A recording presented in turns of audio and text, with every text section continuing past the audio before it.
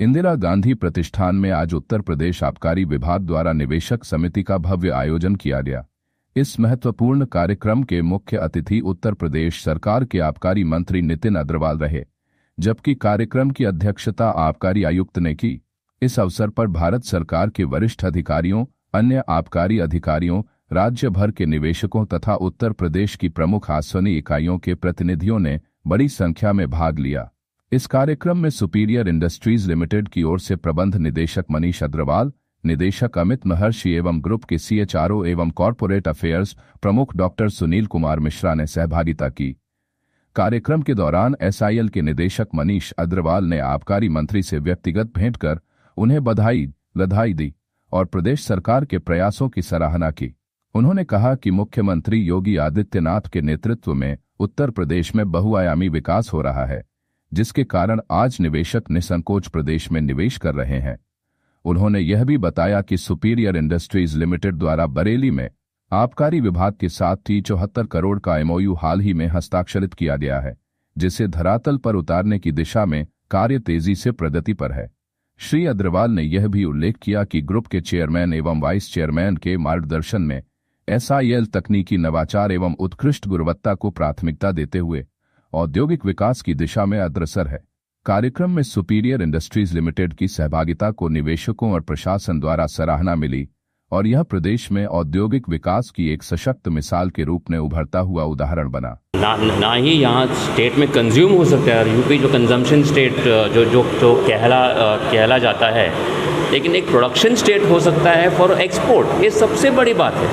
ये एक्सपोर्ट हो सकता है दूसरे जो राज्य में या दूसरे देश में, और जो हमारी जो पोटेंशियल है यहाँ यूपी में, वो इंडिया में मैं दावे के साथ बोल सकता हूँ कहीं पे नहीं है। मैं खुद, मेरी जो वाइनरी, मेरा जो पहला वाइनरी नासिक में, दूसरा वाइनरी मैं कर्नाटक में नहीं डाल रहा हूँ, मैं यूपी में डाल रहा हूँ। हाँ, मैं यूपी में डाल रहा हूँ दूसरी वाइनरी। ऑलरेडी हमने लैंड लिया है और अभी जो अप्लाई करने जा रहे हैं, अगले 6 महीने के अंदर ये साल के अंदर मुझे वाइन जहाँ पे बनवाना है और यूपी में बेचना है। बिल्कुल सर, अपनी संस्था के बारे में गवर्नमेंट से क्या अपील करना चाहेंगे आप? अपनी कंपनी की तरफ से गवर्नमेंट से क्या अपील करना चाहेंगे अपनी संस्था की तरफ से? जैसे मैंने बताया कि एक तो जो पॉलिसी के हिसाब से काफ़ी अच्छी सुविधाएं और अच्छा पॉलिसी बनाए हैं हमारे डॉक्टर आदर्श सिंह ऑनररी कमिश्नर ने। अभी जो हमको जो ज़रूरी है कि रिसर्च एंड डेवलपमेंट के लिए गवर्नमेंट सपोर्ट थ्रू उनके इंस्टीट्यूट से, जो NRC मैंगो का जो इंस्टीट्यूट है या दूसरे सारे एग्रीकल्चर इंस्टीट्यूट्स हैं, रिसर्च प्रोग्राम्स जो है फ्रूट्स के ऊपर बहुत ही ज़रूरी है। खास करके क्योंकि फ्रूट्स जो वाइन के लिए जो उत्पादन होता है वो खाने के लिए वो अलग है। जो वैरायटीज़ है, जिनकी जो मात्रा, जूस की मात्रा है, तो वो अलग है। इसके लिए सबसे जो ज़रूरी है वो रिसर्च की है। और जो इंडस्ट्री हमारी वाइन की, वो सॉलिड फुटिंग पे होना चाहिए। मैंने ऐसा नहीं है कि जो एक तो quality, very importantly quality maintain होना चाहिए, क्वालिटी स्टैंडर्ड्स होने चाहिए वेरी इंपॉर्टेंटली। इस तब यूपी वाइन का ब्रांड इमेज जो है, ब्रांड बिल्ड होना चाहिए। जैसा कि फ्रूट बियर की बात हो रही थी, जैसे फ्रूट बियर, हाँ जी, उससे क्या होगा? जैसे आपको पता है कि बियर जो है इसमें गैस है और अल्कोहल 4%, 6%, 8% तक होता है। वैसे ही हम फ्रूट से भी, मैंगो का बियर हम बना सकते हैं।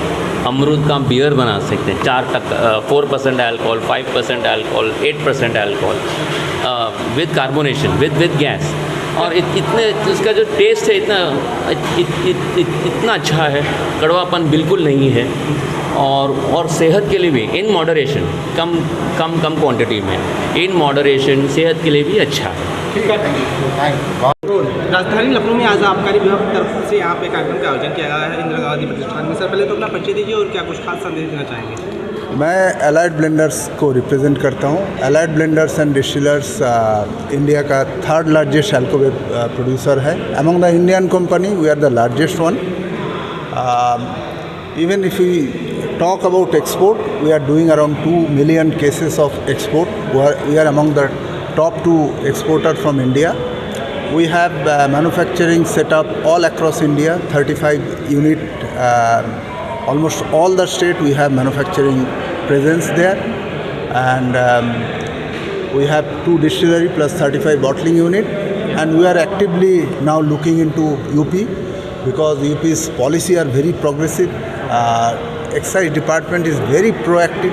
I've never seen this kind of environment where excise commissioner himself is moderating a event and seeking advice from the industry. So this is really good to see the kind of progressive environment UP is creating, and I'm sure UP is going to get big benefit out of that. बिल्कुल sir, आज इस संस्था के मेरे हिसाब से government is trying to promote investment, that is very good, but at the same time I think government should also equally focus on trying to reopen closed unit, sick unit, because that is also another thing.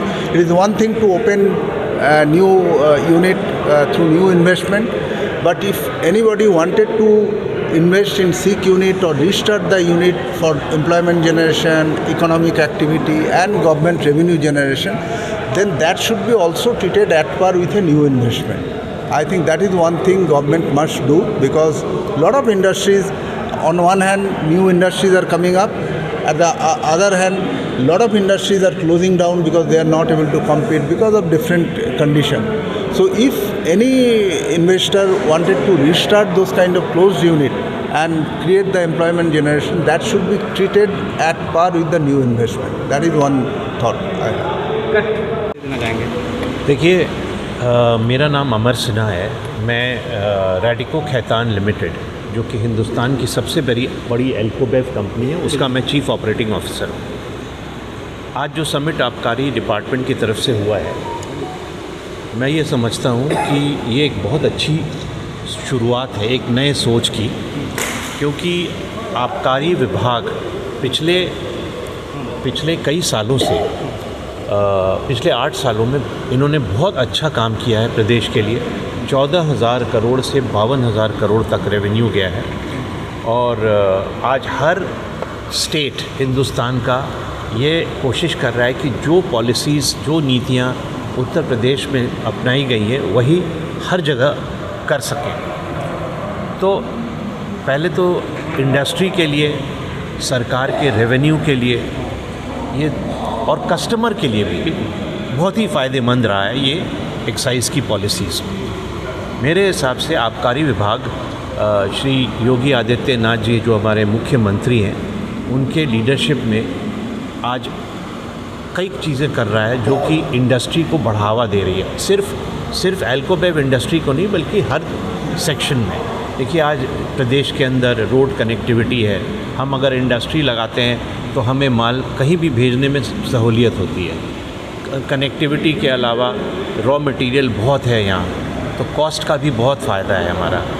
Labour force है यहाँ, employment generate होता है, तो industry को कई तरह की सुविधाएं मिल रही हैं। पॉलिसी के तरफ से भी इंडस्ट्री को बहुत इंकरेजमेंट मिल रहा है। इस मंच के माध्यम से गवर्नमेंट से क्या अपील करना चाहेंगे आप? हम ये कहना चाहेंगे गवर्नमेंट से कि आज जो शुरुआत की गई है इस समिट को, इसमें एक्सपोर्ट का मुद्दा बड़ा है। हमें एक्सपोर्ट बढ़ाने के लिए उत्तर प्रदेश में कई बेनिफिट्स देनी चाहिए। अपने को ये देखना होगा कि आज जो भी हम उत्तर प्रदेश में बाहर के लिए जो माल बनाते हैं, हिंदुस्तान के बाहर जो माल जाता है, उसमें कई तरह की टैक्सेस लगती हैं। उस टैक्स को कम किया जाए ताकि उत्तर प्रदेश की क्वालिटी प्रोडक्ट्स दुनिया भर में जाए। रैडिको खैतान आज अपने प्रीमियम प्रोडक्ट्स उत्तर प्रदेश में बना रही है, जो कि 140 कंट्री वर्ल्ड वाइड जा रहा है, और हम इसीलिए आज बड़े हैं, हिंदुस्तान के सबसे बड़ी कंपनी है। तो मेरे हिसाब से अगर ये सबको ये बेनिफिट मिले, लेवीज़ का, टैक्सेस रिडक्शन का एक्सपोर्ट पे, तो ये प्रदेश के लिए बहुत अच्छा है। सर, अपनी संस्था के बारे में आज इस मंच के माध्यम से क्या अपील करना चाहेंगे आप? देखिए, हमारी संस्था उत्तर प्रदेश में सबसे बड़ी है। हम लोग 26% रेवेन्यू सरकार को देते हैं अपने इंडस्ट्री की तरफ से। हम उत्तर प्रदेश सरकार से की नीतियों से बहुत खुश हैं।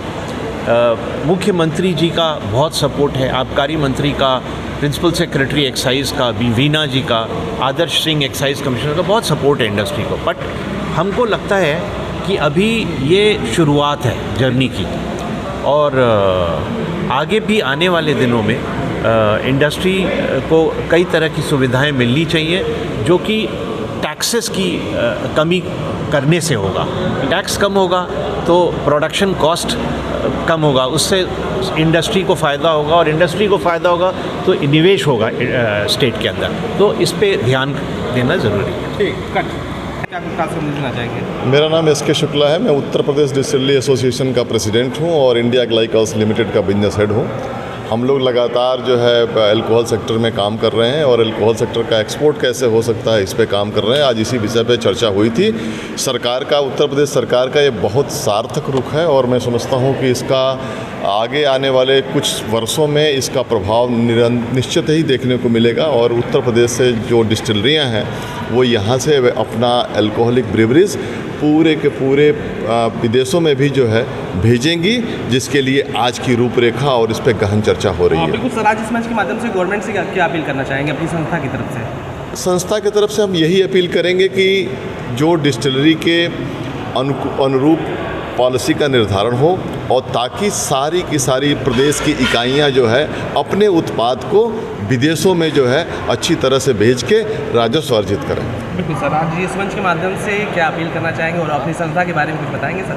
मेरी संस्था इंडिया ग्लाइकॉल्स लिमिटेड है, जो गोरखपुर में है, और हम लोग उत्तर प्रदेश में जो है अपने देसी शराब का निर्माण करते हैं और विदेशी शराब का भी निर्माण करते हैं। देसी शराब में हमारी हिस्सेदारी 24% है, और हम लोग लगातार एसोसिएशन के लिए भी काम कर रहे हैं, और अपने प्रदेश की इंडस्ट्री में जो जहाँ पे हैं उनका उत्थान कैसे हो, और कैसे जो है अच्छी गुणवत्ता का जो है वो पेय मदिरा बना के जो है देश में ही नहीं विदेशों में ले जाएं, इस पे काम कर रहे हैं। धन्यवाद। लखनऊ में आज मेरा नाम भरत गांधी है, और मैं त्रिवेणी इंजीनियरिंग एंड इंडस्ट्रीज़ में वाइस प्रेसिडेंट हूँ इंडियन मेड फॉरेन लिकर में। और आज का जो प्रोग्राम अधिकारी विभाग की तरफ से किया गया है, आबकारी विभाग की तरफ से, बहुत बहुत बढ़िया है। आई थिंक ये उत्तर प्रदेश को उत्तम प्रदेश बनाने में बहुत बहुत योगदान देगा। और ऐसे अगर जॉइंट सरकार और मैन्युफैक्चरर्स के बीच में और कंपनीज़ के बीच में ऐसे प्रोग्राम होते रहे और इतना एक्सेस हमें मिलता रहा, तो आई थिंक ये उत्तर प्रदेश में योगदान, उत्तर प्रदेश की बढ़ोतरी में बहुत बड़ा योगदान देगा। इससे बहुत नौकरियां आएंगी, बहुत फार्मर्स के लिए बहुत बहुत अच्छा है उनकी बनेगा। और I think overall Uttar Pradesh की खुशहाली के लिए, इकोनॉमिकल खुशहाली के लिए बहुत अच्छा रहेगा। सर, गवर्नमेंट की भी क्या प्लानिंग है? गवर्नमेंट से क्या अपील करना चाहेंगे, और संस्था कंपनियों के बारे में क्या अपील करना चाहेंगे? आई थिंक गवर्नमेंट जो कर रही है वो आप सब लोग पिछले 7 सालों से देख ही रहे हैं, अच्छा कर रही है। अगर वो 7 सालों से अच्छा नहीं किया होता, आज हम यहाँ खड़े नहीं होते, और आज उनसे हम इतनी ओपनली बात नहीं कर रहे होते। आप मुझे बताइए, 7 साल पहले क्या एक मैन्युफैक्चरर या एक आम आदमी गवर्नमेंट से इतना खुल के बात कर सकता था? नहीं कर सकता था। लेकिन आज वो कर पा रहा है, और वो कर पा रहा है तो ग्राउंड लेवल पे अगर वो सारी चीज़ें हो रही हैं तो आपको रिजल्ट भी दिख रहा है। 7 साल पहले कोई भी उद्योगपति उत्तर प्रदेश में इन्वेस्टमेंट नहीं करना चाहता था। आज पूरे वर्ल्ड के उद्योगपति चाहते हैं कि वो उत्तर प्रदेश में इन्वेस्टमेंट करें, और इसका श्रेय गवर्नमेंट को ही जाता है। एक अच्छा शासन चलाने वाला इंसान जब होता है तो हर चीज़ ठीक होती है। बिल्कुल सर, मैं देश और समाज से बस यही कहना चाहूँगा कि देश की बढ़ोतरी की सोचें, और जो देश को विकास देना चाह रहे हैं उनका साथ दें, किसी और के बहकावे में मत आएं। आप सब समझदार हैं, हर कोई इंसान चाहता है कि ये देश आगे जाए और आगे बढ़ता रहे। हम तो यही चाहते हैं। एक हिंदुस्तानी होने के नाते मैं ये चाहता हूँ कि हिंदुस्तान पूरे वर्ल्ड में नंबर 1 पे हो। जय हिंद।